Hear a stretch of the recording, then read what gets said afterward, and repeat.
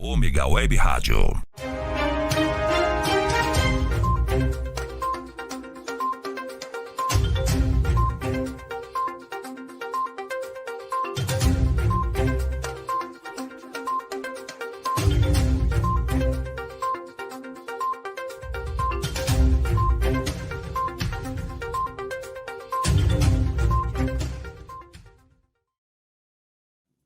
Boa noite. Hoje estamos com mais um programa Fatos em Destaque. Vamos falar um pouquinho sobre vida saudável hoje, não é? Então, a gente tem aí uma perspectiva bastante difícil com relação a essa vida mais saudável, até porque as commodities, né, os produtos básicos de alimentação, que são da terra, como a gente chama, eles têm vindo num processo inflacionário bastante alto, e isso tem dificultado muitas pessoas a terem acesso a uma vida mais saudável. Então, a gente tem aí um complicador, né, além de uma questão cultural, da preguiça, de se comprar tudo já feito, processado, tudo industrializado.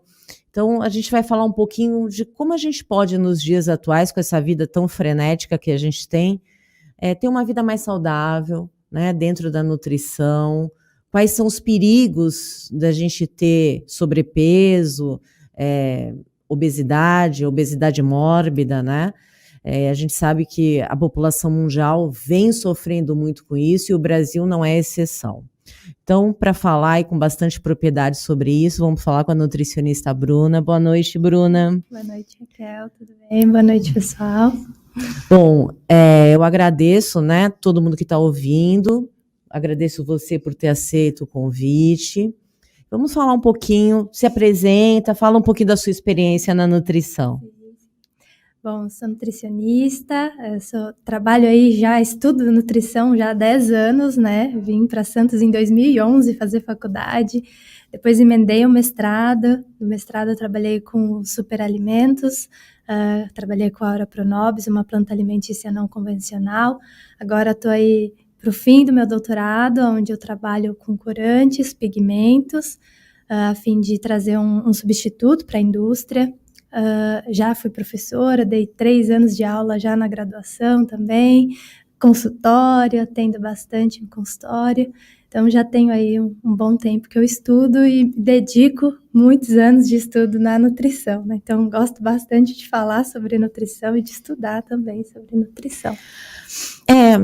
A carreira mudou muito desde que você começou? A perspectiva da nutrição mudou muito do início para hoje?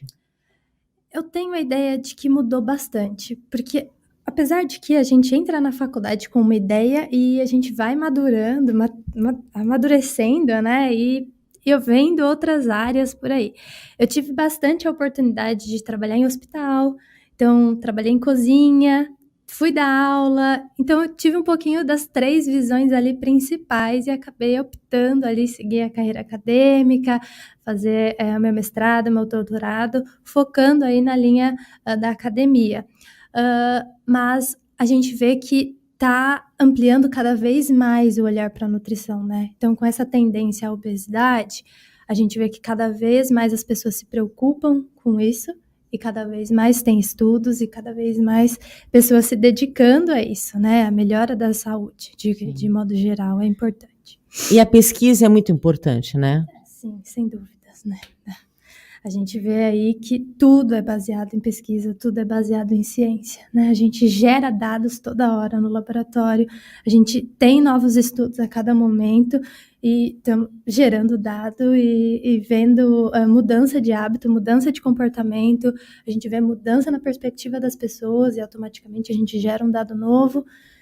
A pesquisa é o fundamento de tudo, né? Ainda mais na área da saúde, a gente precisa trabalhar com dados, né? E dados Sim. reais e dados que trazem mudança para a vida das pessoas, né? Acho que o ponto-chave da pesquisa é você fazer algo que a gente consiga voltar para a população. Então, identificar aquilo, identificar aquele problema e conseguir suprir a demanda. Sim. Esse é o cereja do bolo, né?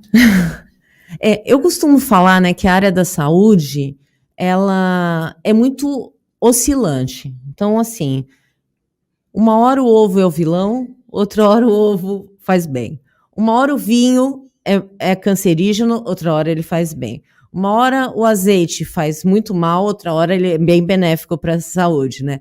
Então, assim, às vezes, outro dia eu estava lendo alguma coisa sobre um alimento e eu falei, então, até que alguém diga o contrário, né? É muito estranho, apesar de eu ser da área de humanas, mas é muito estranha essa relação, porque eu sei que o corpo humano é uma máquina, é um sistema, não são todos iguais, cada um reage de uma maneira, mas, assim, a saúde, nesse ponto específico, ela é muito confusa, né? Olha, na nutrição, a gente tende a dizer assim, quem será que vão pegar esse ano? Um ano é o ovo, um ano é o glúten, a lactose.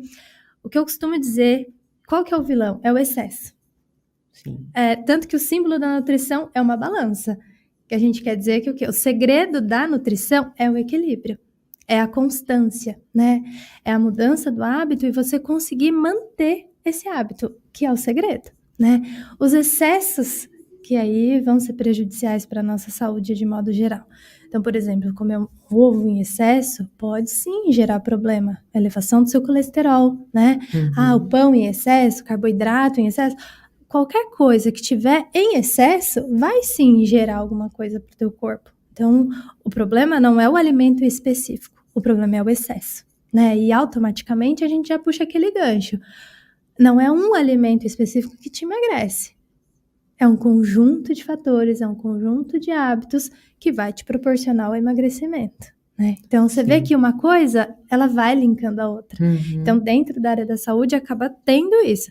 A gente sempre tem o vilão, o mocinho, mas quem vai ser o da vez? Poxa, vamos tentar virar essa chave e pensar no equilíbrio, né? Quem sabe aí a gente...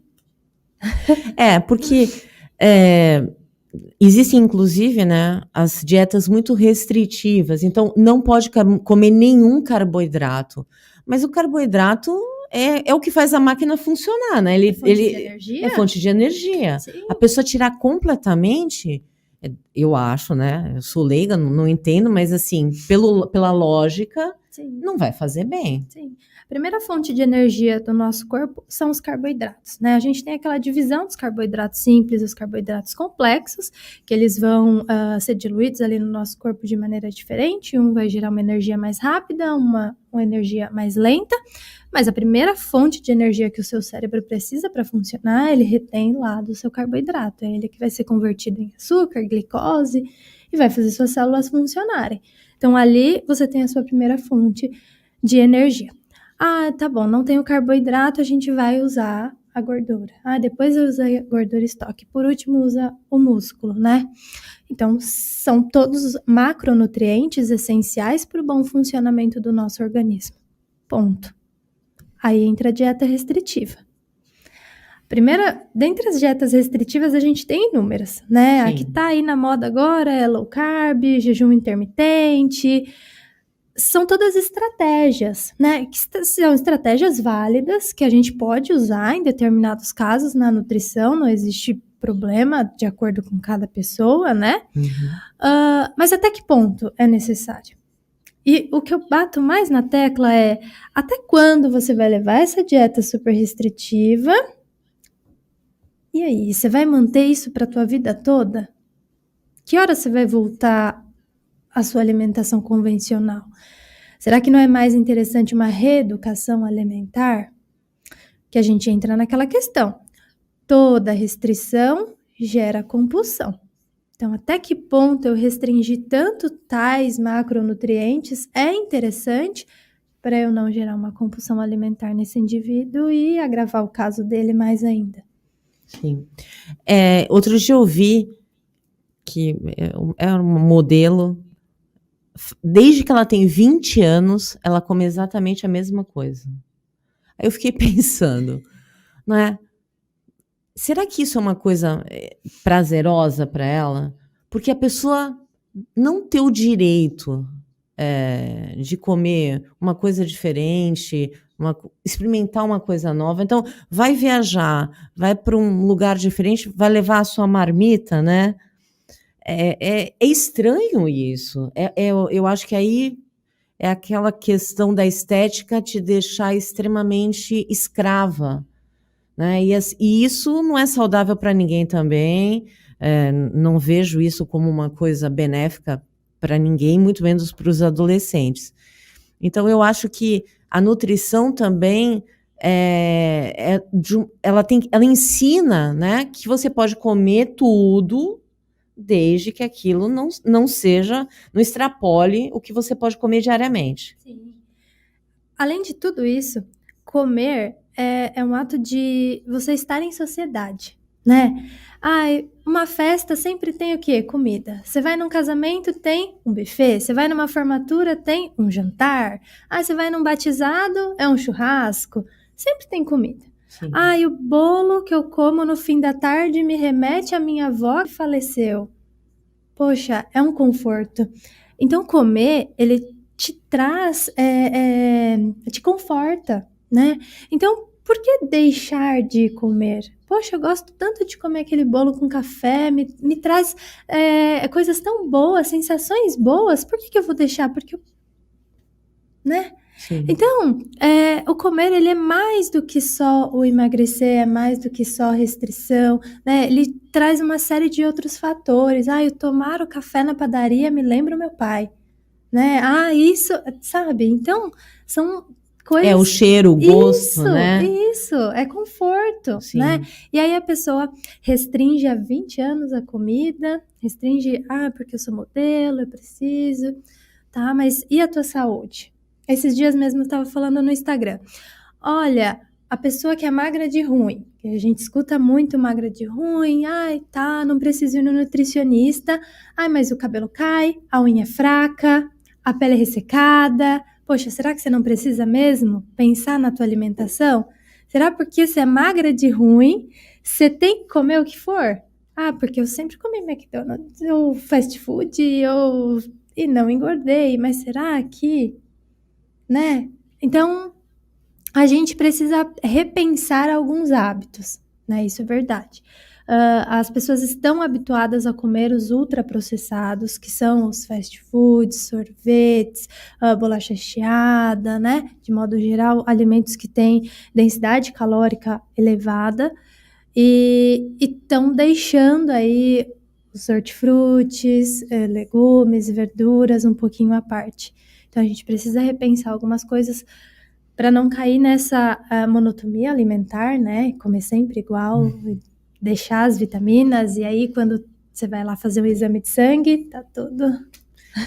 Isso é uma coisa impressionante, né? Eu conheço gente que é muito magra e tem colesterol muito alterado, triglicerídeos muito alterado, e assim, é porque claramente come errado, né? Reflete, né? Reflete. Uma hora a conta chega. Sim. Uma hora vai chegar, né? E a maioria chega aí na hora do exame, né? Então, na hora que o médico vai lá e solicita aqueles exames bioquímicos, a hora que você vai ver, tá lá.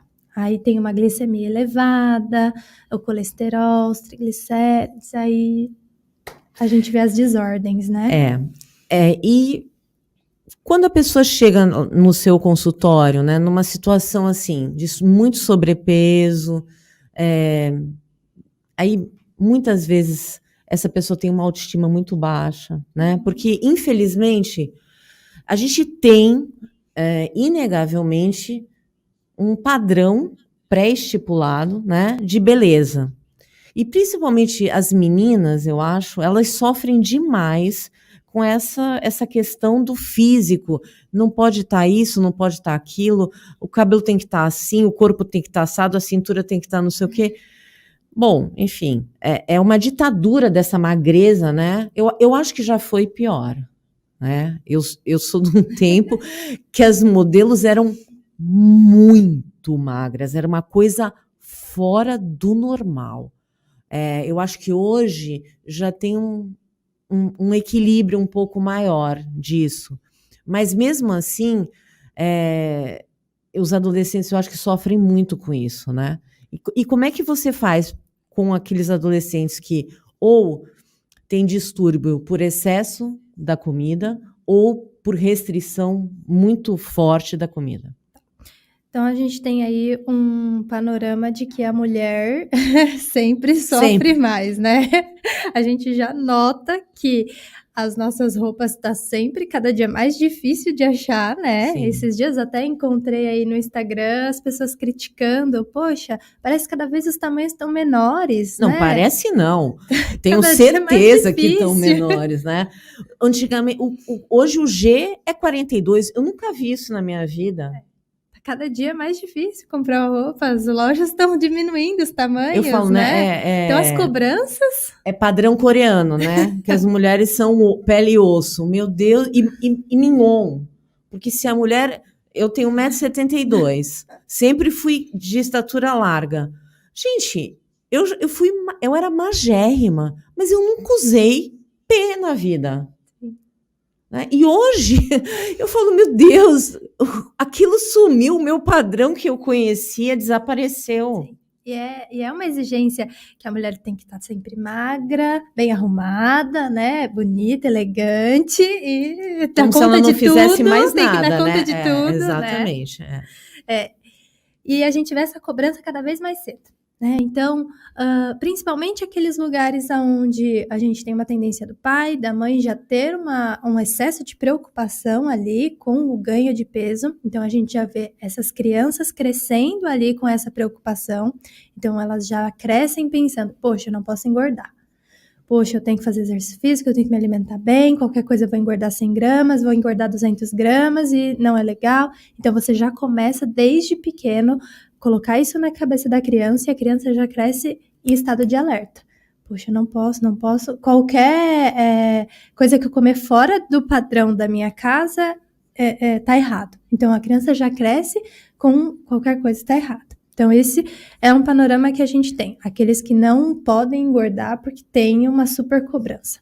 Do outro lado, a gente tem aquelas estatísticas de que 55% hoje dos brasileiros estão com sobrepeso e 33% obesos, né? Sendo que, dentre esses dados é de 2020, um pouco antes da pandemia ainda começar, já era alarmante. E a tendência era de que as mulheres têm uma tendência maior desse sobrepeso e obesidade. Então, a gente já vê que a cobrança já está do lado certo. Sempre, exatamente. Sempre do lado da coitada da mulher, pois né? É.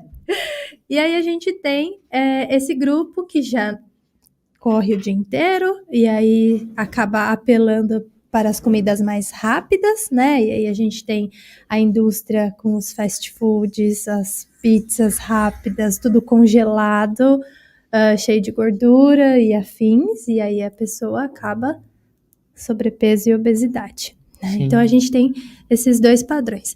Outra coisa que a gente tem hoje é o fácil acesso desse adolescente a esses alimentos, né? Hoje em dia todo mundo tem cartão, e as crianças cada vez mais cedo recebem o cartão do pai e vai lá, o McDonald's tá ali, fast food tá ali, vou ali, né? Sim. Então cada vez mais eles têm acesso, então o acesso ficou fácil. Sim. Então tendo esse acesso mais fácil, é mais prático, né? Então ele acaba tendo esse excesso de peso ali, né?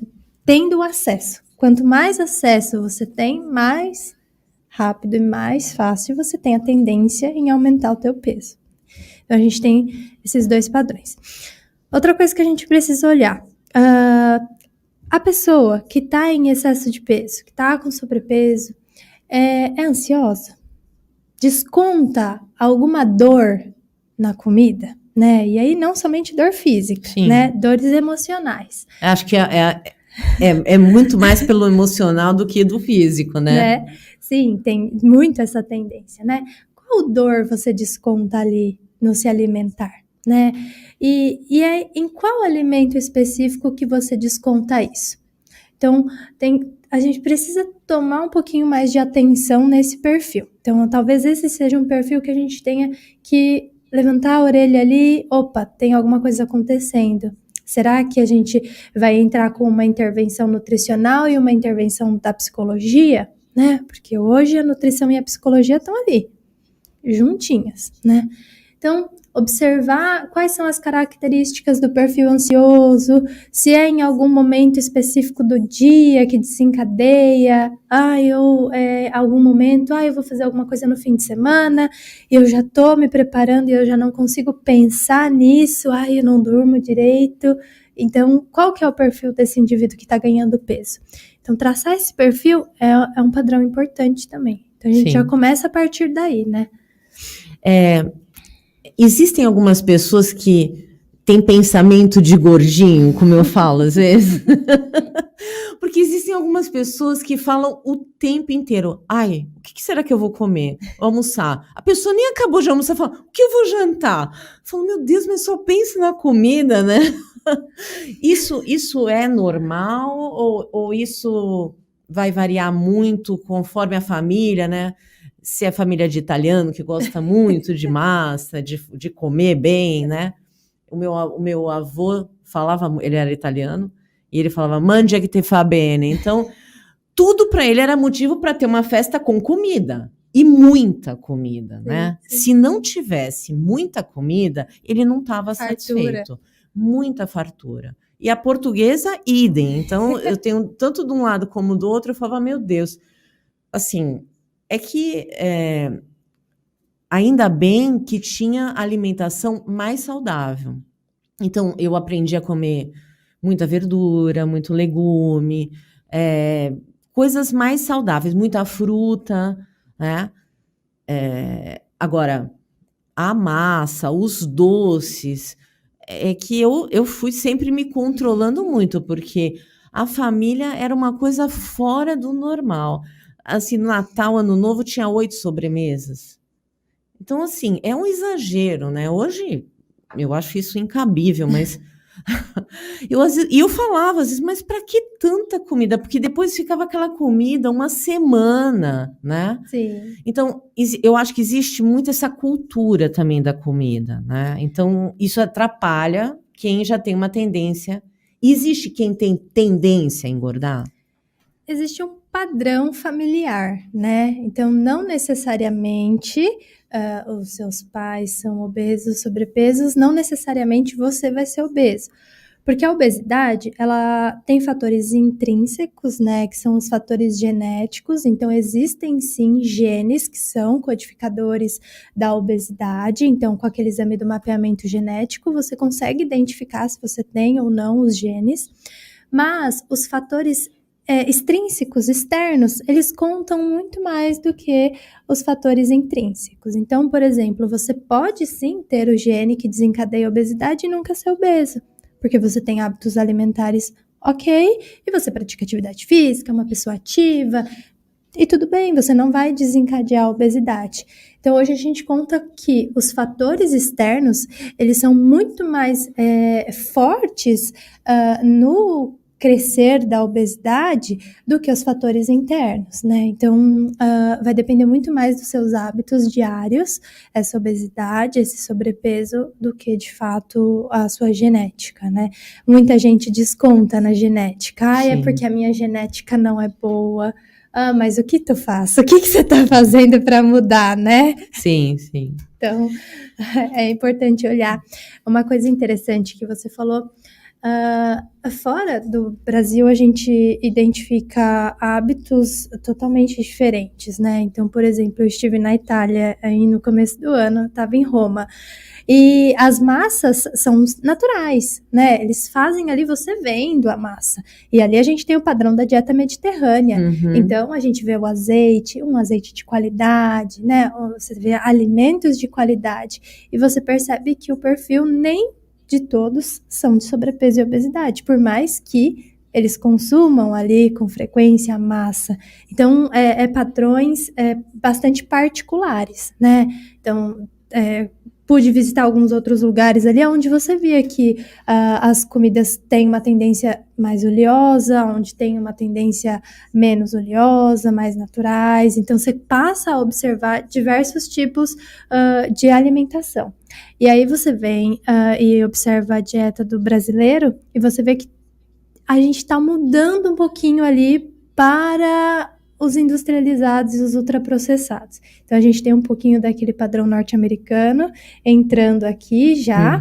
Então, a gente já vê a indústria alimentícia forte nesses produtos ricos em gorduras e açúcares, com valores baixos, né? Porque se você parar para olhar o bolacha recheada, apesar que agora tá tudo um pouquinho mais caro no mercado, né?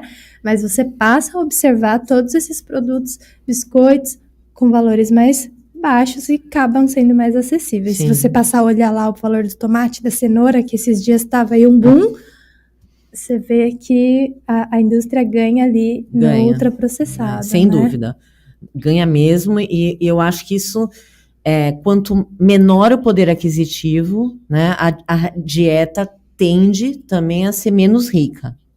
Sim, infelizmente a gente passa a observar isso. Acho que um mês atrás, eu fiz um grupo no WhatsApp, 20 dias com a Nutri, e as principais demandas do grupo era: monta uma lista de compra ali para quem recebe um salário mínimo, para quem recebe 2 salários mínimos, porque às vezes a gente não consegue dar conta, quais frutas a gente pode encontrar num valor mais acessível esse mês. Então, as principais demandas eram montar um plano alimentar, uma dieta, ou dar dicas de alimentos que estejam ali mais acessíveis a esse padrão. Porque a gente observa que é uma preocupação, só que às vezes você vai na feira e mesmo na feira tá mais caro. Sim. Do lado da casa da minha avó tinha um pé de carambola. Então a vizinha dava a carambola pra gente. Outro dia eu fui no Hortifruti e eu gosto muito de carambola. A bandeja tinha 4 carambolas. R$25. Eu falei, moço, isso daqui veio da onde? Isso não é do Brasil, não? Ele falou, Eu falei, como é que pode 4 carambolas custar R$25? Eu falei, o preço da pitaia? Então, R$20 uma pitaia. Mas veja, a pitaia ainda é uma fruta que a gente não tinha muito no Brasil, né? Ela não é muito difundida aqui. Mas a carambola é tipicamente de lugar tropical, caiçara, como é o caso do litoral. 4,20. Eu falei, não, moço, não é possível. A gente tá na Europa, né? Porque, não. Aí ele falou, não, veja bem. Eu falei, não. É a mesma coisa da jabuticaba, eu adoro. 1 quilo de jabuticaba, R$40. Eu falei, gente, nós não podemos estar no mesmo país que eu vivi a minha vida toda. Que isso era uma coisa muito mais acessível. Não comia fruta quem não gostava, né? Mesmo a banana, que é uma fruta, né, barata aqui no nosso país, porque é diferente da Europa, dos Estados Unidos, que ela é cara. Se você for hoje pesar, colocar numa balança, ela é cara, é uma fruta cara também. Sim. Né? E nós, aqui no Brasil, a gente tem essa vantagem de que a gente acha toda a variedade. Quando você sai daqui, você já não acha, né? São bem restritas as variedades que você encontra fora daqui. E mesmo assim, com tanta variedade, os preços estão cada vez mais altos, né? Sim. A banana antes era uma das frutas que a gente tinha mais acessíveis, né? Sim. E hoje, mesmo assim, se eu não me engano, eu fui na feira sábado, tava R$6, R$7 a dúzia. Então, pesa num orçamento, né? Assim, onde tem mais criança, Sim. Às vezes a criança come 2 bananas. Em famílias maiores, a gente tem uma tendência. Exatamente, né? Vai fazer diferença. Sim. Então, se você colocar uma couve-flor, um brócolis, a cenoura, o tomate, enfim, a cebola, eu não vou nem falar em outras coisas, né? Porque eu acho que, assim, é um despropósito o que você tem de valor agregado e que deveria ter um incentivo para ter realmente 0 de imposto e a gente ter uma melhor condição de compra, né? Porque você pega famílias menos favorecidas, elas vão comer o quê? Pão, né? Um processado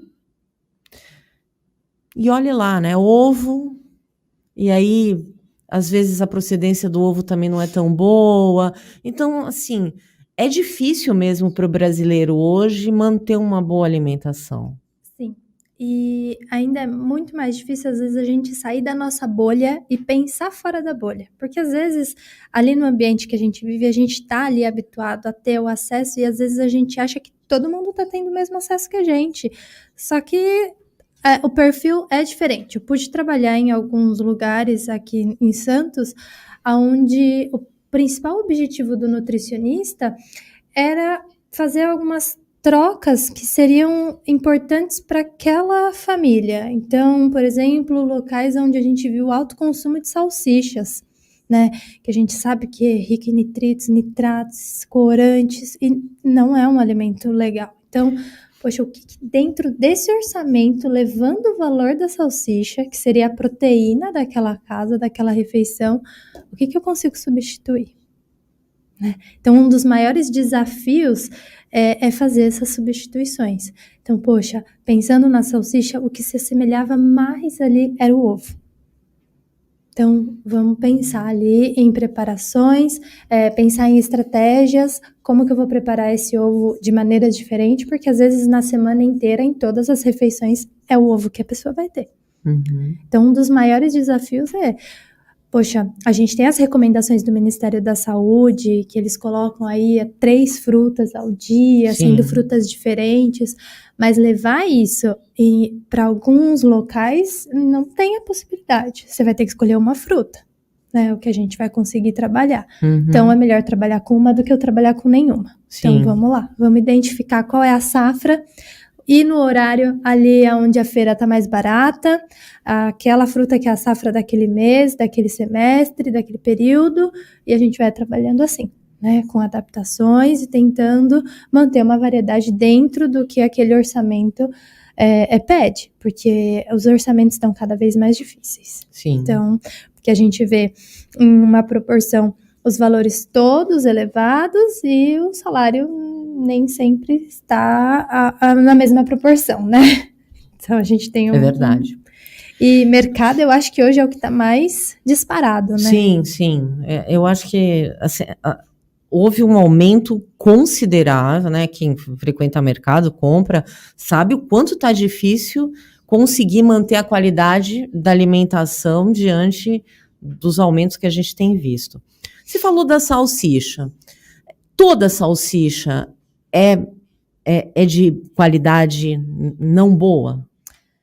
Então, a gente precisa ler a lista de ingredientes, né? Existe aquelas salsichas que são as salsichas alemãs, né? Isso. E aí precisa dar uma olhadinha sempre no rótulo e naquela lista de ingredientes. Quem são os principais vilões que a gente precisa se atentar pensando em uma salsicha? É nitrito, presença de nitritos e nitratos, que são os principais conservantes, né? E pensando numa salsicha, vamos tentar ferver várias vezes antes do consumo, né? Então, sempre se atentar que é um embutido, é um alimento ultraprocessado, não é interessante, né? Uhum. Pensando naquela recomendação que a gente tem. Minimamente processado, in natura, processado e ultraprocessado, a salsicha está no ultraprocessado. Então, a gente vai ter ali uma moderação no seu consumo. Ponto. Segunda coisa que a gente observa, lista de ingrediente. O que eu vou observar na lista de ingrediente? Sempre aquela regra, quanto menor a lista de ingrediente, mais ok é esse produto. Então, tenho lá 3 ingredientes, 4 ingredientes e a outra marca tem 11, poxa, eu vou nessa que tem 4 ingredientes. Então, sempre se atentar à rotulagem, sempre se atentar à lista de ingredientes. Isso não só para salsicha, qualquer outro. Então, uma dica básica aí que a gente sempre fala no consultório. Iogurte. Você vai no mercado, esses dias eu fiz um post, tem 50 variedades de iogurte. Sim. Como que eu vou saber o melhor? Pega o rótulo.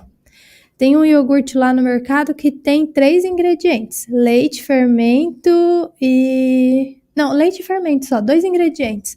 Poxa, esse é legal. Em comparação ao outro, tem 6. Então vamos dar prioridade para esse que tem 2 ingredientes, que é leite e fermento. Eu consigo fazer na minha casa. Então, seguindo sempre essa regra, você consegue já fazer um bom filtro dos produtos que você vai escolher ali no supermercado. Então, sempre escolher aqueles que têm uma lista de ingredientes menores. Menor. Isso. Que interessante isso, né? Porque nem todo mundo tem essa informação e é importante a gente saber se isso ajuda, né? Na hora de você comer melhor, né? Eu acho importante as pessoas saberem isso, porque existe também muita falta de informação, né? Mesmo a lei, a lei da defesa do consumidor melhorou muito, né? A questão do que tem de produtos, o que tem, o que não tem, que hoje é obrigatório, sob pena do produto ser retirado. Mas mesmo assim, a gente percebe que, por exemplo, as letras são minúsculas, para você enxergar alguma coisa, é difícil ali, né? Sim, sim. É a mesma coisa, eu costumo falar que a gente tem que olhar um pouquinho para fora da bolha. Às vezes eu falo assim, poxa, no meu Instagram tá todo mundo falando de nutrição, todo mundo fala de nutrição, rede social, ai, tô cansada. Só que aí você olha ali pro lado e fala, poxa, mas não é todo mundo que tem acesso a essa informação que tá ali na rede social, né? E aí eu passei a levar para o consultório algumas lâminas onde eu ensino a fazer a leitura do rótulo. Então eu coloquei um rótulo, coloquei as imagens bem grandes ali explicando. E aí, uma outra que é bem típica é o pão integral. Às vezes está lá no rótulo, pão integral. Só que você vira, o primeiro ingrediente é farinha de trigo enriquecida. E não é a farinha de trigo integral. A farinha de trigo integral, ela vai aparecer lá no quarto, quinto ingrediente. E aí, poxa, será que é 100% integral? Não, porque no rótulo tá só pão integral, não tá pão 100% integral. Então, a indústria tem essas jogadas também, né? Então, poxa, para ser um pão integral, eu preciso olhar o rótulo e tá lá. Primeiro ingrediente, farinha de trigo integral. Certo. Daí eu tenho certeza que eu tô trabalhando com pão integral. E isso é informação que não chega nas pessoas. Não. Chega ali naquelas pessoas que talvez te sigam ali no Instagram, no Facebook, em alguma rede social, mas não. Porque às vezes chega no consultório, você sabe ler um rótulo, você entende que os primeiros 3 ingredientes é aquele que tem maior concentração e a pessoa não sabe. Então você passa a ensinar. Então o trabalho do nutricionista também vem ali na educação alimentar e nutricional, né? Em fazer aquela pessoa, aquele indivíduo, entender um pouquinho mais sobre nutrição. Eu chego no mercado e tenho 5 tipos de aveia. Aveia em flocos finos, farinha, farelo. Qual que eu escolho? Depende. Qual que é o seu objetivo, né? Porque o farelo de aveia, ele vai ser mais interessante para aquela pessoa que quer baixar o teor de colesterol. A farinha, flocos finos tem uma quantidade de gordura menor, flocos maiores tem uma densidade maior. Então, qual que é o seu objetivo? Dependendo do objetivo, eu vou te indicar uma aveia diferente, né? Então, a gente precisa sempre analisar com cautela. A primeira coisa que a gente pergunta no consultório, qual que é o seu objetivo aqui na nutrição? Né? O que eu posso te ajudar hoje? E a partir daí a gente vai pensar naquele plano alimentar, pensar em qual estratégia, o que é melhor, quais alimentos, quais combinações alimentares, né? Que as combinações também são importantes. Sim. Então a gente tem um mundo de possibilidades na nutrição, né? Sim. Quando a gente está falando de emagrecimento, né? Mas um emagrecimento mais para a saúde, né? Não um emagrecimento pelo simples fato de emagrecer, porque eu acho que muitas vezes aí você perde o foco que realmente é o estudo, né? Da nutrição, da comida saudável. Então, o que a pessoa tem que pensar e como ela tem que agir para ela poder entender, né? Como é que o nutricionista vai levar essa pessoa a entender que ela precisa mudar algumas coisas no seu dia a dia? Primeiro passo, assim, eu trabalho muito com emagrecimento. Acho que o principal foco ali do consultório é emagrecimento. Então, a primeira coisa que eu sempre mostro para a pessoa é assim, o que você comeu nas últimas 24 horas? É o famoso recordatório 24 horas. Aí todo mundo se espanta. Poxa, se eu soubesse que você ia perguntar isso, eu tinha comido certinho ontem. Não, mas é por isso mesmo. E aí eu pego e anoto tudo aquilo que a pessoa comeu nas últimas 24 horas. E aí eu começo a apontar aqueles que são alimentos ultraprocessados que não são tão interessantes para o objetivo dela, que muitas vezes é o emagrecimento. Então, poxa, você sabia que isso não é legal? Você sabia que tomar 4, 5 copos de refrigerante no dia não é interessante? Você sabe que essa quantidade de chocolate talvez não seja tão legal, né? Comer fast food todos os dias não é interessante, essa quantidade de batata frita. Então, a primeira coisa que a gente faz é fazer os apontamentos para entender se aquela pessoa sabe que aqueles alimentos, eles têm uma densidade energética maior, a quantidade de quilocalorias aumentadas e que vai fazer mal. Então, a primeira coisa é identificar isso. Se você tem consciência do que são alimentos não bons e ruins, né, que eu acho que não cabe nessa classificação, mas alimentos que são mais calóricos e que não tão interessantes nesse momento. Então, tendo consciência disso, a gente precisa entender o tanto que essa pessoa está disposta a mudar esses hábitos. Porque também não adianta você ir no Nutri, a gente faz aquele plano alimentar maravilhoso e a pessoa não está disposta, né? Então, poxa, a gente identificou o que não está legal, a gente traçou uma meta, né? Identificamos o que a gente pode mudar e a pessoa não está disposta. Então, uma coisa que eu sempre pergunto é: tão disposto você tá de fazer isso mudar?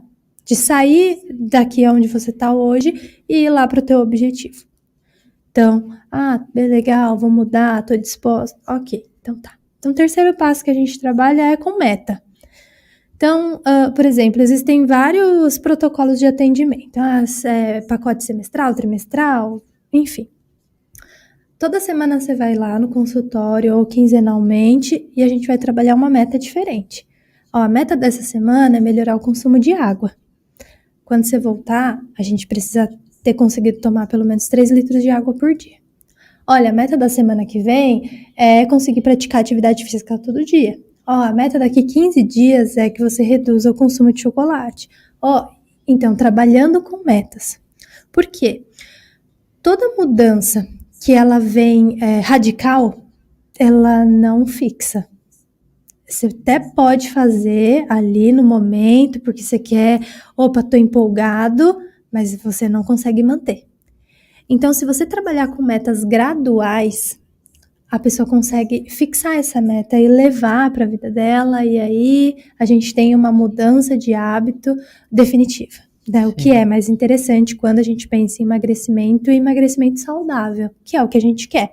Uhum. Porque o que eu costumo dizer é: você não quer vir aqui na nutrição a vida inteira, né? Você vem aqui, uma hora você quer ter uma alta nutricional. Sim. Você não quer vir aqui o resto da sua vida, né? Então eu tô aqui para te orientar, para te mostrar o caminho, e você vai seguir sua vida depois, né? É uma reeducação alimentar, é um protocolo de reeducação alimentar.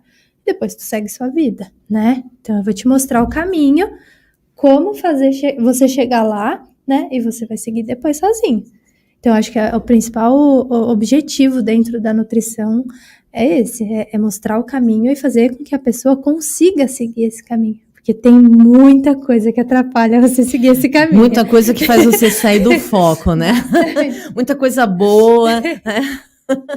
Bastante. Na verdade, eu sempre falo que aquela música do Roberto Carlos que ele fala tudo que é gostoso é imoral, é ilegal ou engorda. Olha, eu nunca vi uma frase tão certa na minha vida, porque, assim, às vezes você tá, né, numa sobremesa mais gostosa, mas você sabe o quanto que aquilo... Às vezes eu vejo no Facebook, no Instagram, aí eu falo, bom, tem leite condensado e creme de leite, não tem como ficar ruim, né? Mas o problema é o quanto que isso vai te trazer de caloria. Então... E, assim, nem todos os doces aí, especial, doces, né, falando deles, são ruins ou... não. A gente fala que aquele doce que você consegue reproduzir na tua casa, ele é até melhor do que um biscoito recheado ou um que você compra ultraprocessado. Então, tem um jornalista que escreve alguns livros muito legais, Michael Pollan, se eu não me engano, que ele fala assim, se você consegue reproduzir na sua casa e e você consegue fazer, você tem aqueles ingredientes para fazer na sua casa, tudo bem, né? Então, se você olha lá no supermercado, você lê aquela lista de ingredientes e você vê que você não tem aquilo em casa, então deixa para lá, né? Então, por exemplo, um bolo de cenoura, eu consigo fazer em casa. Legal, ok. Um doce de leite. Você consegue cozinhar uma lata de leite condensado ali e fazer um doce de leite caseiro? Poxa, legal, ok, né? Então, dá sempre a preferência para esses doces que você consegue fazer em casa. Um doce de mamão, um doce de banana. Não deixa de ser doce, né? Vai aí do seu paladar, conseguir adaptar e se realmente a vontade é do doce ou se é de algum alimento específico, né? Que aí a gente também tem essa característica.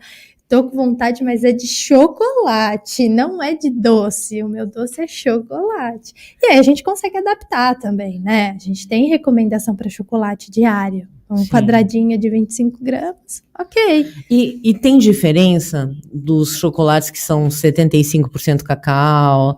Eu, por exemplo, eu não sou muito de chocolate, mas quando chega o inverno, às vezes você parece que tem uma necessidade, e o corpo tem mesmo, né? Ele queima mais calorias só pelo fato de estar mais frio.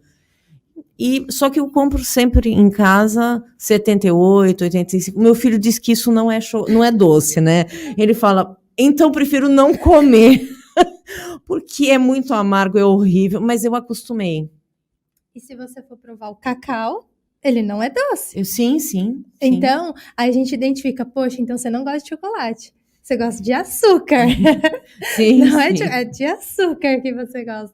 Então, a gente tem aí várias linhas de chocolate. A gente tem 45%, 55%, 65%, 75% e 85%. Até 99% na Lindt. Nossa, 99%. Esse eu não conheço ainda. Deve ser ultra amargo, né? Esse eu não conheço. Eu já comi de 90%. É amargo. Eu nunca provei. Nunca passei ali dos 75.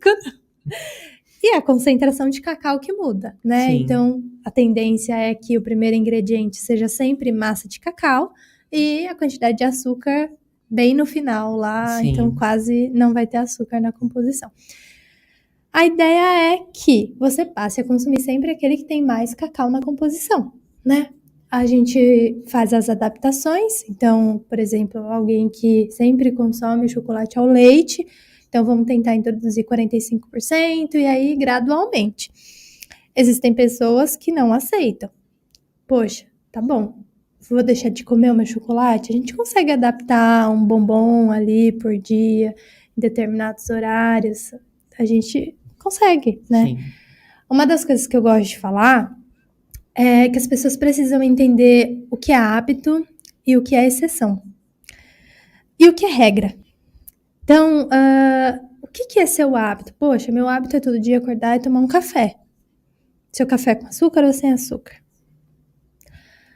Uma vez na semana eu compro pizza. Será que isso já é hábito, é exceção, é regra? Poxa, é regra. Todo fim de semana eu vou comprar pizza. Então já é uma regra. E aí eu faço o joguinho para você tentar entender assim. Num ano, por exemplo, quantas vezes você viaja? Uma vez por ano, uma vez a cada 2 anos. Poxa, então isso é exceção. Uhum. Então, a partir daí, leva isso para a tua alimentação. Quantas vezes você come um fast food? Num mês. 3 vezes no mês. Poxa, não é mais uma exceção, já é uma regra. Eu já sei que 3 vezes no mês eu vou comer fast food. Eu já sei que 2 vezes na semana eu vou comer chocolate. Então, a gente vai trabalhar em cima disso. O que você vai abrir mão ou não? O que precisa tal, o que não precisa? Qual que vai ser a estratégia que você vai trabalhar ali? Então, quando você mostra para a pessoa que aquilo que ela acha que é exceção já é regra, a maioria fala assim, poxa vida, é verdade. Eu como pizza todo fim de semana, já é uma regra. Eu chego na sexta-feira, já é normal eu não fazer janta. Aí a pessoa começa a pensar, nossa, é verdade. E aí você, poxa, põe na ponta do lápis ali quanto você tá gastando nos aplicativos de fast food, Sim. né? Dá para reduzir, você consegue reduzir até no mês ali, no tanto que tu gasta, e aí reduz na quantidade de ultraprocessada, e aí você vai fazendo ajuste, aí você vai conseguindo mudar. Deixa eu te fazer uma pergunta. As pessoas que têm uma vida muito atribulada, né? Como é que elas conseguem? Por exemplo, é uma pergunta até para mim. Eu sou ruim de comer. Não é tudo que eu como, não é tudo que eu gosto. Tem milhares de coisas que não como de jeito nenhum. Então, prefiro ficar sem comer. Né? Por exemplo, não como fast food. Não como. Não gosto, não adianta. Eu prefiro ficar sem comer do que comer. Não gosto. Uma vez, se eu estiver numa situação que eu não tenho o que fazer, tudo bem, mas não como. E aí, às vezes, eu fico muitas horas sem me alimentar, né? Às vezes, o que eu tenho no escritório? Uma castanha, uma noz, um damasco, alguma coisa assim, porque eu não tenho muita fome. Mas, às vezes, à noite, aí eu já tenho necessidade de comer alguma coisa salgada, porque eu sinto realmente necessidade de comer algo salgado, porque eu já estou o dia inteiro, aí 12, 13 horas, comendo só essas coisas, beliscando. Tomo café, né, que eu sei que muitos dizem que o café é bom, outro que o café é ruim, que mata, que isso. Bom, enfim, o meu café sem açúcar, eu não abro mão. E aí, também é possível ter um cardápio para uma pessoa que tem uma vida assim? Sim, tudo é possível, né? É aquilo. O tanto disposto você tá, né? A gente congela tudo, né? Então é possível congelar tudo. Você tira um dia ali na tua semana para preparar a marmita e deixa as suas marmitas congeladas, e aí durante a semana, se tem a vida muito corrida, você só vai tirando, descongela ali na bolsa térmica e leva.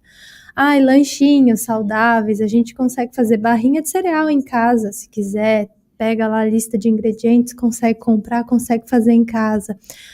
Quero adicionar um suco verde de manhã, por exemplo, ou à noite. A gente consegue congelar o suco, você só bate. Esses dias encontrei sopa liofilizada. Então, que os próprios alimentos da sopa, eles são liofilizados, que é um processo onde você consegue manter as vitaminas, e você coloca ali, 5 minutos está pronta. Então, e essa sopa ainda, depois de pronta, você pode congelar. Então, hoje a gente tem, da mesma forma que os ultraprocessados, que são alimentos que podem ser mais prejudiciais, a gente tem essa linha de produtos que são mais voltados para os saudáveis, que facilitam também a vida. Então, sim, é possível. Precisa se atentar a esses micro lanchinhos aí, porque às vezes a gente acaba extrapolando e eles têm uma quantidade de caloria alta também. Sim. Então, também tem que se atentar às quantidades. Uma coisa legal sempre de fazer são as combinações, né? Então, por exemplo, se você come só o damasco, às vezes não vai te saciar. Mas se você consome ali um damasco com uma castanha e um iogurte, ele já vai te dar uma saciedade maior, porque você vai ter uma proteína, vai ter uma gordura, vai ter um carboidrato. Então, sempre fazendo algumas combinações, vai te trazer uma saciedade e talvez não te deixe chegar no período da noite com tanta fome, né?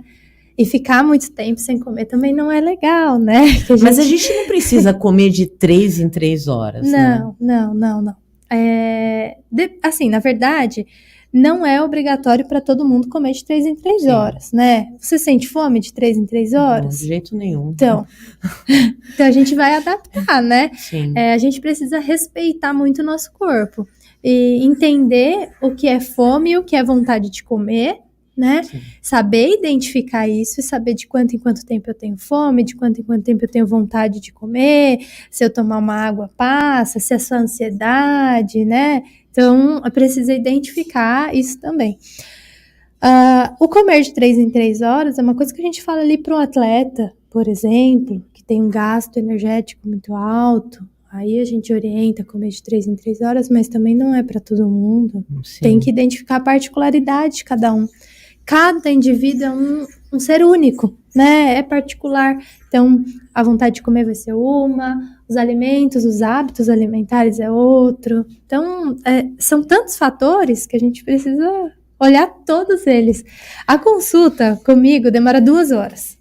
Eu falo bastante. E aí, se chega um paciente que também gosta de falar bastante, aí pronto. Porque é uma anamnese que eu pergunto a vida da pessoa inteira. Desde lá, você foi amamentado, por quanto tempo, como foi? E até chegar ali na avaliação antropométrica, são 2 horas de bate-papo. Então, porque realmente é importante você fazer toda essa rastreabilidade, saber identificar todos os pontos para identificar onde que a gente vai mudar, o que dá para adaptar, né? Porque não dá para você tirar a dieta de gaveta, porque é muito particular a alimentação, questão social, né? Então, é muito fator. Comer é muito difícil lidar com comida, né? E a água? É verdade também que todo mundo tem que tomar 3 litros de água? Porque eu já li que não. Não. Existe um cálculo que a gente A faz. urina, se a sua urina tá bem clarinha, é porque você tá hidratada, é isso? Isso. Existe o cálculo, né, que a gente tem ali entre 30 a 35 ml por quilograma de peso. Então, você pega o seu peso e multiplica ali por 35, vai te dar mais ou menos o número médio que você tem que tomar de água por dia. Outra forma é pela urina. Foi lá no banheiro, fez o xixi, tá clarinho? Poxa, então tô bem hidratado, né? Então, é um bom caminho para você seguir. Se quiser algo mais ali estratégico, faz o cálculo e aí você também consegue identificar quanto de água você precisa beber. Claro que tem aquelas especificações, né? Tem algum problema renal, vamos beber um pouquinho mais de água. Toma algum suplemento, vamos beber um pouquinho mais de água, né? Então, tem as suas particularidades. Então, a pele tá mais ressecada. Agora, no inverno, por exemplo, os chás são ótimos aliados, né? Porque as pessoas esquecem de tomar água. Então, fazendo aí sempre essas adaptações, né? A gente consegue, mas não deixa de tomar água. E a questão do suplemento para quem malha, né? Esse suplemento realmente pode ser consumido, tem que ser consumido claro, com parcimônia sempre, né? Mas ele pode ser consumido sem maiores problemas? Eu vou te falar aquela resposta de novo chata, né? Depende. Para quem, né? Qual atividade física você está fazendo? Primeiro de tudo, vamos tentar suprir a sua demanda por alimento, né? Como o próprio nome já diz, ele é um suplemento. Então, ele vai suplementar aquilo que você já consome normalmente. Em que circunstância a gente vai orientar um suplemento? Poxa, a pessoa não come muito bem, ou passa muito tempo sem comer, ou vai treinar, ou tá faltando proteína, aí você vai suplementar com whey. Então, tem que analisar com cautela, tem que analisar se a pessoa realmente vai treinar com fidelidade, né? Porque às vezes a pessoa tá naquele oba-oba de vou começar a academia e aí vai mudar tudo e quer fazer tudo de uma vez. Se matricula na academia, passa ali na loja de suplemento, leva uma sacola, já passa ali, leva uma sacola de roupa de academia e aí vai, né? E passou 15 dias, nem aparece mais e estoca suplemento em casa. Então também tem isso. Então a gente precisa olhar todos esses pontos. Realmente vai fidelizar o treino, né? Então eu sou chata com suplementação. Então, vamos primeiro de dieta, ver se você vai conseguir seguir o plano alimentar, né? Porque se você não conseguir nem seguir a dieta da boca, dificilmente você vai seguir a dieta, o treino e o suplemento. Então, vamos de cada vez. Então, primeiro a gente tenta suprir tudo por dieta. Depois adapta o treino para dieta. Passou um mês, poxa, deu certo? Então, vamos tentar suplementar. A gente põe aí o suplemento que é necessário, geralmente o whey aí para proteína, uma creatina se tiver necessidade. Então, e aí você vai suplementando e automaticamente acompanhando a dieta, a ingestão de água, se está treinando, tem uma série de fatores que a gente precisa olhar. Uma coisa que a gente precisa sempre ressaltar, suplemento tem que ter moderação, né? É um ultraprocessado, né? Foi feito pela indústria. Você consegue reproduzir algum tipo de suplemento em casa, né? Então, tem que ser consumido com moderação, né? Precisa ser orientado por um profissional, porque apesar das lojas de suplemento não ter um profissional para orientar, é importante que você sempre leve, porque senão, né, você vai comprar e não vai saber consumir, não sabe o horário de consumir, aí fica perdido. Poxa, eu tenho em casa 5 potes de suplemento, mas não sei nem para que serve. Aí você compra suplemento igual, o que não vai fazer diferença. Então, a gente orienta o consumo, pode consumir, mas em que situações, né? Então, é sempre importante a gente analisar com cautela a situação que a gente vai orientar o tal do suplemento, né? Então, mas sempre vamos olhar primeiro para a tua dieta, né? Que às vezes o problema não tô ganhando massa, preciso suplementar porque o problema é esse. Aí quando você vai olhar, o problema não é esse. O problema é que você só vai no treino 2 vezes na semana e você come tudo errado. E aí você não vai ter resultado. Porque não tem pílula mágica. Então, isso é uma coisa importante, né? Ninguém descobriu ainda, né, um estalo assim, você tá super magra, super isso, super aquilo, e porque não tem jeito. Então, assim, os multiprofissionais também ajudam muito, né? A nutrição, o psicólogo, o educador físico, né? Sim, sim. Isso é importante para que a pessoa... Até mesmo o médico, né? Sim, então, o endócrino. Sim, uma equipe multidisciplinar é extremamente importante, cada um vai trabalhar um ponto. Por exemplo, você vai no nutricionista, eu nunca vou te falar de treino, eu vou te dar a orientação do Ministério da Saúde. Olha, o que o Ministério da Saúde coloca é 30 minutos de atividade física. É isso que eu posso te passar, dentro do que eu tenho de orientação da saúde. Quer alguma coisa mais específica? Poxa, procura um personal, procura o educador físico, que aí ele vai te dar a especificação, né? Qual é o melhor treino para você, qual é o seu objetivo, né? Então, o personal, o educador vai te ajudar com isso. Pode ir no endócrino para avaliar algum exame, até um nutrólogo, né? Que vai trabalhar aí algumas dietas mais específicas. A gente tem o psicólogo, que hoje, junto com o nutricionista, atua fortemente em comportamento alimentar, então também é primordial olhar. Então, essa equipe, ela consegue potencializar, né, muitas coisas. Então, eu digo da estética, né, aquela tríade, nutrição, estética e atividade física, a gente consegue potencializar os seus resultados muito ali, né, mas realmente precisa seguir, né, a gente não engorda do dia para noite, ninguém vai dormir com 45 quilos e acordar com 60, não é assim que acontece, é gradual, então a perda do peso também vai ser gradual, né, não existe do dia para noite, não existe você chegar no consultório e falar, olha, daqui 15 dias é um casamento da minha tia e eu preciso perder 10 quilos. Ai, sinto muito. 15 dias? É puxado. Não come nada, só toma água. É puxado, Quando né? você for desmaiar, você põe um pedacinho de queijo na boca e quem sabe, né? É puxado, né?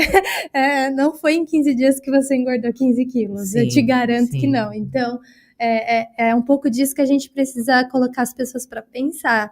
Porque, eu tenho prazo para emagrecer. Só que não foi assim para engordar, né? Foi gradual e aí você nem percebeu, você engordou, né? Foi gradual, a perda de peso também. Então, acho que uma das coisas bem legais de falar é cuide do seu objetivo, né? Eu tenho o objetivo de perder X quilos ou de voltar para os meus 60 quilos, 50 quilos. Quando foi que você pesou isso a última vez? Faz 5 anos. Olha lá, 5 anos que você pesava isso e você engordou. Então, por que a sua meta de voltar tem que ser tão rápida, né? Então, isso as pessoas, às vezes, elas não param para pensar. Acho que tudo assim, né? A gente tá na época do fast food, a época de tudo é muito rápido, tudo muito rápido. A mulher, conforme o tempo, e o homem, o metabolismo vai realmente ficando mais devagar, vai sendo mais difícil de perder peso. A mulher, depois que ela tem um filho, isso também dificulta a perda de peso? O marcador filho nem tanto, né? Mas o marcador idade sim, né? Então, a gente já tem estudos aí que 25 anos a gente já tem uma queda do metabolismo, 30 anos a gente já tem uma queda maior ainda desse metabolismo.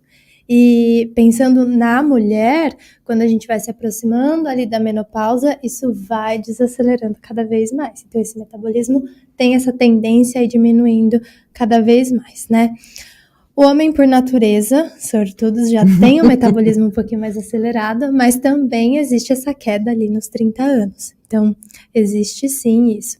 O que se perde é que hoje em dia as mulheres têm filhos mais tarde. Sim. Então, acontece tudo junto. Então, você tá lá nos 30 anos, o teu metabolismo cai, você já tem um filho ali com uns 35, não sei, e aí vai caindo mais, e aí a dificuldade de emagrecer aumenta, né? E tem alguma coisa para acelerar esse metabolismo? A prática de atividade física e uma alimentação saudável, ela sempre vai te ajudar. É claro que a gente tem alguns aliados, né? Então, existem aí alguns chás, alguns superalimentos que a gente pode associar à dieta e que vai melhorar, né? O chá verde, por exemplo, é antioxidante e ajuda muito. Só que sozinhos eles não funcionam. Então, por isso que a primeira coisa que eu te respondo é uma alimentação saudável e prática de atividade física regular vai te ajudar, tá? Depois a gente pode associar a alguma coisa para tentar acelerar esse metabolismo, né? E aí sim a gente consegue ter uma eficiência maior. Mas a princípio, não, ninguém vai fugir da alimentação saudável. Então, alimentação saudável, equilíbrio, sem excessos e atividade física. A gente consegue. Sim. E a bebida alcoólica, né? Porque muita gente faz regime a semana toda, chega na sexta, sábado e domingo, toma não sei quantos litros de cerveja, não sei quantas garrafas de vinho. E como é que fica a alimentação? Pois é, você chuta o balde, né? Tem um gráfico que a gente faz, olha, a pessoa segunda, terça, quarta, quinta, 1.600 quilocalorias, 1.700, 1.600, chegou na sexta, bum, 2.000 calorias. Sábado, 2.500, domingo, 2.300, aí você faz a média da semana, você teve uma dieta de 2.000 quilocalorias. Aí você vai bater lá no consultório, Nutri, não tá funcionando a dieta aqui, ó. Eu tô fazendo tudo de segunda a sexta e não tá funcionando. Só que aí, fim de semana, você extrapola, né? As bebidas alcoólicas, elas têm uma quantidade de caloria devido à demanda do álcool bastante elevada, né? Uhum. Então, a gente chama de trocas inteligentes. Tenta substituir pelas bebidas sem álcool ou reduzir pela metade a quantidade que você vai beber, né? A princípio, são essas trocas inteligentes que a gente tenta trabalhar, né? Sim. Então, porque elas têm, sim, uma quantidade calórica. Agora tá na moda o gin, né? Sim. São os gins coloridos, e aí enche de açúcar, né? E aí a galera, ai, é doce, é caipirinha, é docinho, e vai, e é açúcar, né? Sim. Você coloca uma frutinha ali, coloca o açúcar e vai a noite inteira. Eu tenho que confessar que eu gosto de gin. Sempre gostei, não é porque é moda agora, não. Mas eu tomo gin sem açúcar. Uhum. Tá sem na moda adoçante. colocar o sachezinho de chá agora, de chá, né? exatamente. Você vê até aí, no mercado umas especiarias. isso, você né? tem aquele anis, ele dá um Isso, gosto, e aí você não precisa do açúcar, porque o açúcar, eu não gosto de bebida doce, né? Então, o açúcar potencializa a bebida, né? Engorda mais, e além do mais, eu acho que ele tira, é como café, ele tira o sabor, né? Então, o que é gostoso é que as pessoas olham para mim e falam: como é que pode tomar café sem açúcar, expresso sem açúcar?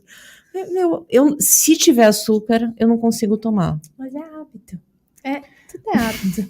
É hábito. A gente fala para fazer o jogo dos 21 dias. Se você conseguir ficar 21 dias sem consumir o café com açúcar, você consegue manter depois. Sim. Se você conseguir ficar 21 dias com o chocolate 99%, te garanto que depois você vai conseguir manter. Sim. Então, é hábito. Tudo é hábito. Da mesma forma que você se habituou a consumir o café com açúcar, você se habitua. É claro que é muito mais difícil depois que você já criou aquele hábito tirar, né? Então, tirar é sempre muito mais difícil. É a mesma coisa com chá, com suco. Com refrigerante. Então, na minha casa não tem refrigerante. Eu nunca gostei muito de... Eu nunca gostei de coisa muito doce. E, além do mais, o refrigerante é uma coisa... eu tive gastrite já. Então, o que acontece? O refrigerante deixa ruim do estômago, né? É que tem gente que é viciada em Coca-Cola. E aí não consegue ficar. Eu não posso ficar. Eu fiz, faz o quê? Uns 3 meses, eu fiz, por causa do meu filho, um bendito de um detox, misericórdia. O que era o meu drama? Não podia tomar café. Aí eu fiquei uma semana assim, gente, quando eu consegui tomar um café de novo, Então, foi um prazer, uma satisfação. Uma paz. Porque, assim, é uma coisa é do meu dia, né? Eu tomo 2, 3, 4 cafés por dia, vai, em média. Imagina ficar uma semana aquilo, eu não podia sentir cheiro de café, que eu falava, gente, eu tenho que sair daqui, porque foi uma tortura. Foi realmente difícil. Eu imagino as pessoas que são muito viciadas, assim, em coisa muito doce ou em massa, devem sofrer bastante, né? É difícil, toda troca de hábito é muito difícil. Até para você incluir um novo alimento, assim como para você tirar, é muito difícil. Então, é por isso que a maioria das pessoas desistem de fazer uma mudança de hábito, porque é difícil. Sim. Fazendo assim uma comparação, mas é bem diferente, mas só a cunha de comparação. O cigarro, por exemplo, é muito difícil as pessoas largarem, né? Sim. Então, mas é um hábito, né? Não que o alimento seja igual. Estamos tratando de coisas diferentes, de malefícios totalmente diferentes.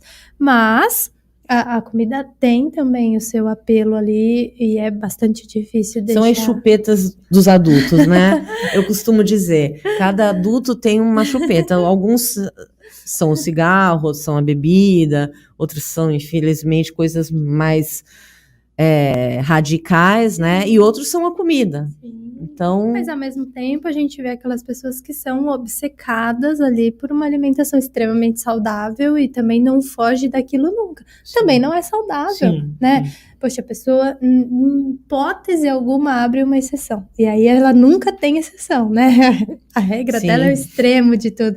Nós temos todos os extremos, né? Sim, Então, sim. Não é benéfico de nenhum dos modos, extremo, né?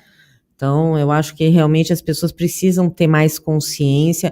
Eu sei que é difícil, né? É muito diferente você comer uma abobrinha e comer um bife à parmegiana, né? Não adianta as pessoas falarem, então. Pois é, mas a abobrinha é saudável, não vai te trazer nenhum tipo de problema, quer dizer, sem excessos, né? Outro dia eu estava vendo uma palestra de uma... Ela é biomédica. E ela estava falando que ela teve uma intoxicação de chá mate. Aí eu falei para ela, meu Deus, como assim? Ela falou, então, tomava mais de 2 litros de chá mate por dia, tive uma intoxicação, parei no hospital. A orientação diz 1 litro de chá por dia. A gente tem orientação para chá, né? Por quê? Porque, assim, a gente acha que o que é saudável, você pode comer sem problema nenhum. Então, né, óleo de coco é bom, né? Vem aquelas coisas. Não, então a pessoa acaba com o óleo de coco. Aquilo faz mal também, né? Excessos.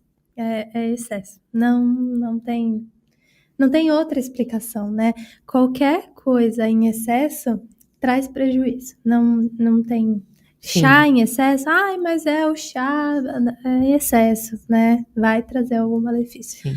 É equilíbrio, né? A resposta da nutrição é equilíbrio. O que é difícil? Alcançar o equilíbrio. Então, que é a resposta... Não, na verdade, não é a nutrição, né? O equilíbrio é a resposta da vida, né? Se você tem uma vida equilibrada, tá tudo ótimo, tá tudo bem. O problema é a gente manter no mundo hoje essa vida equilibrada, né? Com tanta rapidez, com tudo muito rápido, com tudo... Não, tem que ser assim, tem que ser assado. Tudo para ontem, as pessoas o tempo inteiro correndo... e aí fica difícil você ter equilíbrio mesmo, né? Eu acho que a gente manter um pouco de concentração. Para algumas pessoas, eu vejo que comer é muito prazeroso. E eu tenho pena, né? Eu tenho um filho que adora comer. E às vezes eu fico com pena dele, porque ele não pode comer, porque ele já está com uma resistência à insulina. Então, ele tem que tomar cuidado. E aí... eu tenho que restringir muito a alimentação dele. E aí eu fico pensando, poxa, quando eu tinha a idade dele, eu não tinha problema em comer uma coisa e, por exemplo, bolacha doce. A minha casa, desde que ele tem, sei lá, 5 anos, nunca mais teve bolacha doce. Quando esse menino vai em algum lugar e vê uma bolacha doce, ele enlouquece, porque não tem bolacha recheada na minha casa, não tem sorvete. Então as pessoas falam, mas o que você tem? Eu falo, então, eu tento ter o mais saudável possível, para ele não ter acesso.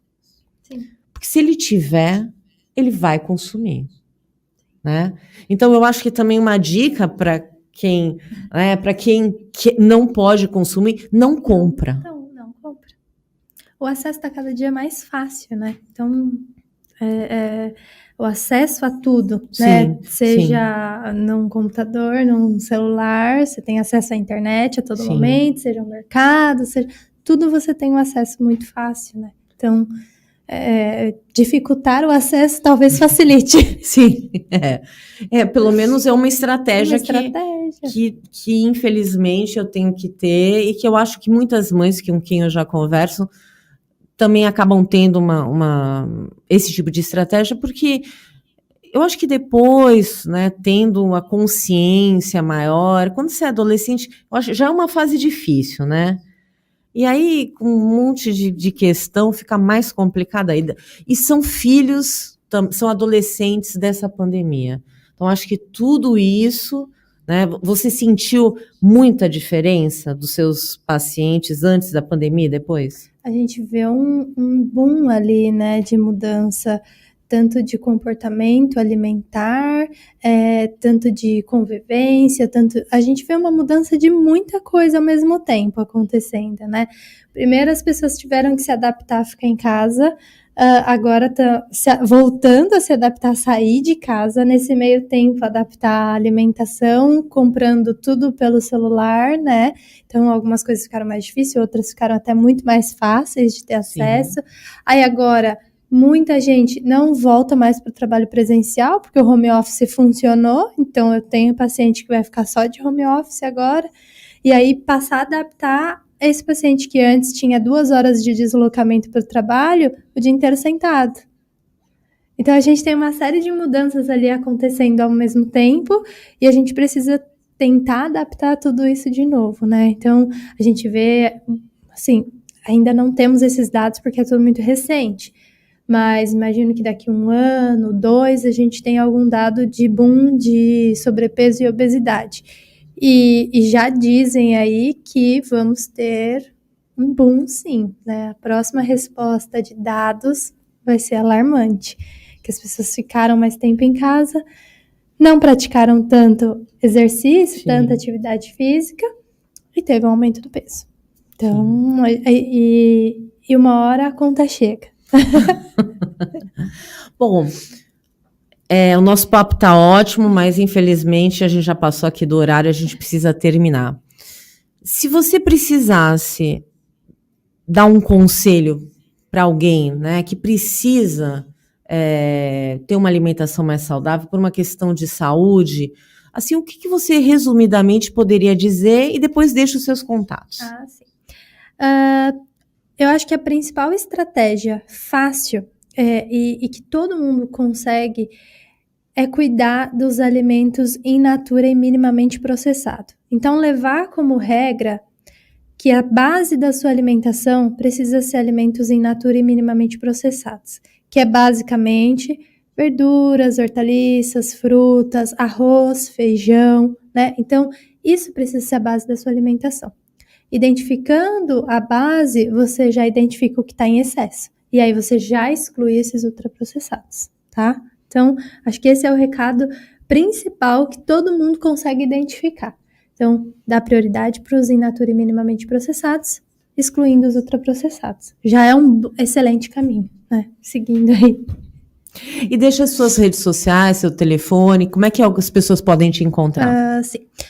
Instagram e Facebook, @NutriBrunaNeves, né? Posso deixar o endereço do consultório? O consultório fica na Clínica Conceito Divas, na Oswaldo Cochrane, 117, ali no Embaré, aqui pertinho, inclusive. Tá então, certo. Assim, você já me acha, já consegue o meu contato, só mandar uma mensagem. Tá certo.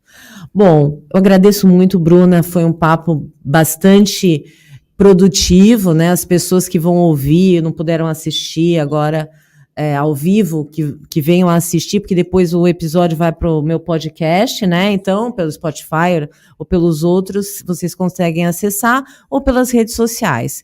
Então, aquelas pessoas que não puderam assistir, tenham certeza que vão ter aqui uma boa aula com a nutricionista Bruna. Muito obrigada, viu? E até uma próxima oportunidade. Boa noite e até o próximo Fatos em Destaque.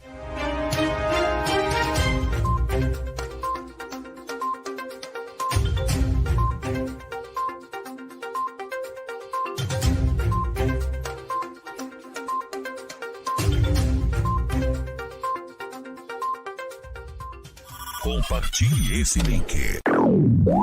www.omegawebradio.com